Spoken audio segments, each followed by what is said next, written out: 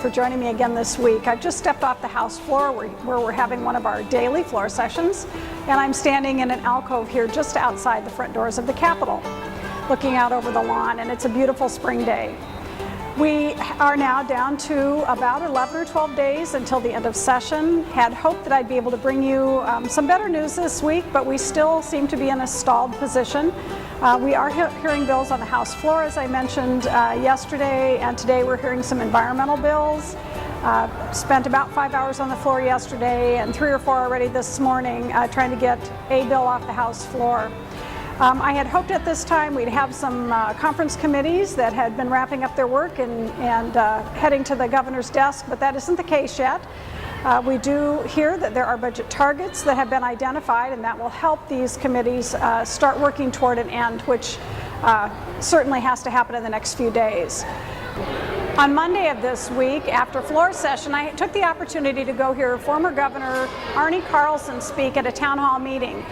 The topic of the discussion was Minnesota Care. He, as governor, signed that Minnesota Care program into law and is, of course, very concerned about what's happening. That program is in jeopardy this year with a voucher program that Representative Gottwald has proposed.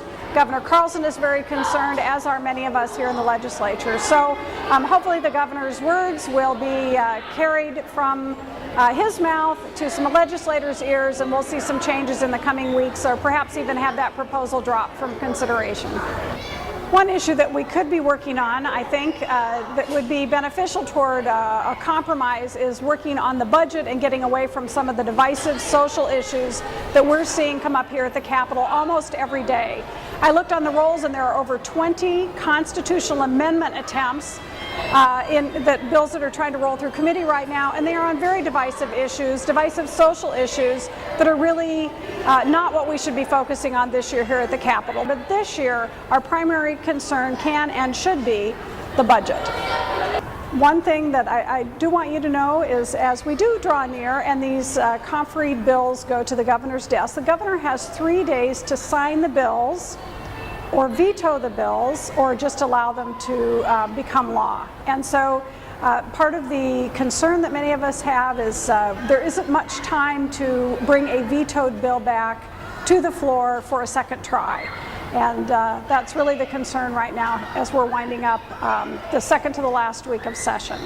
So as you can hear, there's children. A bus is just unloaded outside the Capitol.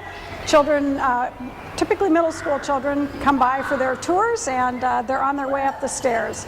So with that, I'll leave you and get back to the House floor and back to work. Until next time.